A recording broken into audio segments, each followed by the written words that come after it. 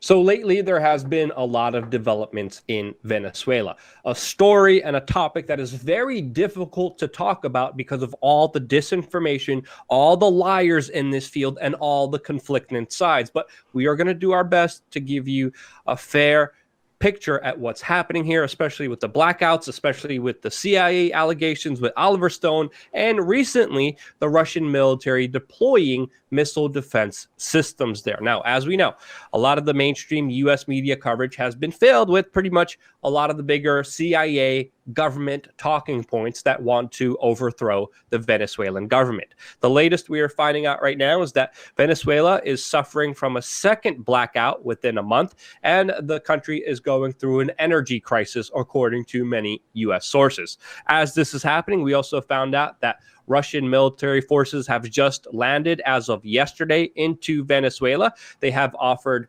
protection for the president of Venezuela before, but now we are finding out that they have sent military equipment and military personnel to equip Venezuela with the S-300 air defense systems. Now, this is a system that, of course, will help defend Venezuela if there will be a possible attack. Now, we've been talking about this possible attack for months now, before it was even in the news, before there was even any major turbulence in Venezuela, when I was personally in Colombia and was telling you that Colombia and Brazil were openly looking to invade Venezuela weeks before the controversy, before the media even started talking about that country. Now, as Venezuela plunges into darkness, it is important to note that this happened literally hours after Russian troops arrived there on the ground. Now, Venezuela reportedly is saying that they are gradually restoring electrical services to that country, but they blame this electrical blackout on, quote, the trio of misfortune. They blame it on Pompeo, Bolton, and Rubio, and they blame them for these kind of blackouts. Now, that is a very strong allegation, but let's actually try to entertain it, because I believe it is not out of the sphere of possibility that this is happening. If we look at a lot of the CIA hacking capabilities that have been exposed by Edward Snowden, it's knowingly acknowledged that the CIA plants malware and other technological tools into infrastructure of major countries.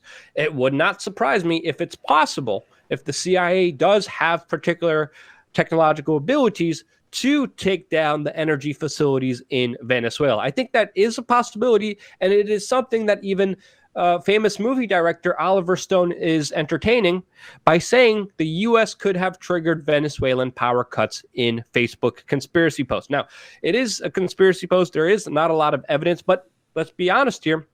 It is possible. It should be entertained, because those are the capabilities that the CIA has. And as far as the American strategy towards Venezuela, it is one of trying to piss off the people so they rebel against the government. The U.S. strategy here is to implement tough sanctions on Venezuela, just like they did with North Korea, where, of course, the major results of these sanctions are the suffering of the people. This sanction strategy that the United States has employed is meant to foment dissent in that country and rebellion. And it has failed time and time again. It has failed in North Korea. It has failed in Venezuela. These sanctions hurt people and create the devastating effects that we're hearing about in the mainstream media, that, of course, they're decrying about. And therefore, we need a revolution in Venezuela to help these people from the problem that was exacerbated by the United States. And I say exacerbated because I was actually in Venezuela. I saw the situation on the ground. The infrastructure is desolate, to say the least, and that would be a compliment to it. I was there in many popular places where the water would not run, where electricity would turn on and off. The infrastructure and the improper management of Venezuela is apparently clear. The Venezuelan government is not doing itself any services, and I am not a fan of the Venezuelan government at all. But that's the situation unfolding right now. What's your take on it? What's your kind of assessment on it, on this kind of debate happening here between the Venezuelan government and, of course, the mainstream media, which, again, these two sides, two proven liars. How do we find out the truth, Jason? Well, I mean, when the CIA is involved, how much truth you're really going to find out. And that's why I want to point to these two stories in preparation for what we're seeing now with this latest rung of power outages, of Russian troops getting down there and putting missile defense. You got to understand, back on the 14th, this is now 12 days ago, it was reported that a CIA linked Lockheed Martin C 130 came in and got a bunch of diplomats out. What does that mean? Well, that means they're getting ready to tighten that grip to continue operations, and they don't want any of their people to actually be there when they do so. And then, Luke, you mentioned Colombia, you mentioned Brazil, you mentioned their willingness to go in. Well, look at this. On March 18th, Brazil's far-right president visits CIA on a friendly U.S. tour. First place he went was to go visit the CIA. And then, lo and behold, these power outages continue. And Russia puts missile defense systems down there. You know what should be noted? With all this talk of, Russian collusion by Beta O'Rourke, even after the report is out, what is this? Does this look like a puppet of Russia? I mean, this is a dangerous situation when you have Russian-led military forces defending Venezuela when the United States won't even recognize Maduro as its leader and are actively doing covert operations against them, Luke. Yeah, I mean, this is important to understand here. This is why we had a CIA jet come pick them up in Venezuela, supposedly diplomatic personnel. But as we know, that's always been cover for, of course, CIA agents. It's been exposed many times. And again, this could happen for a number of reasons. Some people are speculating that this is happening because there is a plan for a war. There is a plan for a conflict where Colombia, Brazil, and the United States will come in and invade. This is why they're getting the United States out. And I don't think that's the case.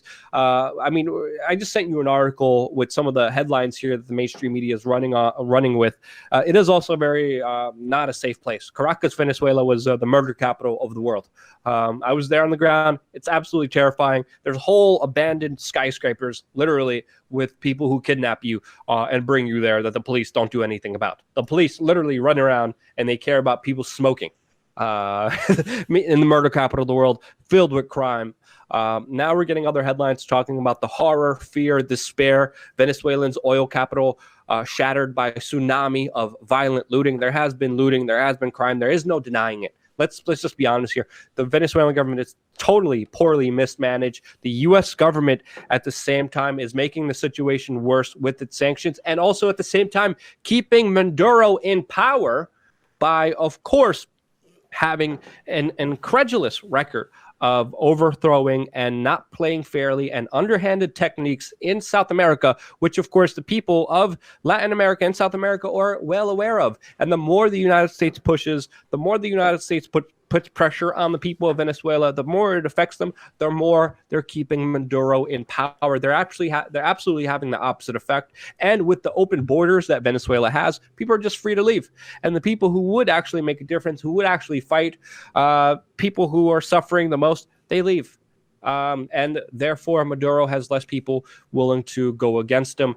Again, I think people have estimated that 3 million people have left. They have left for a reason. There's journalists specifically talking about this, saying, no, Venezuela is great. It's super. It's awesome. It's fun. No, it's not. There's other journalists covering this saying, we need to liberate them for democracy. Bull crap. Don't lie to me. Don't tell me at all. This bull crap, because it's not true at all.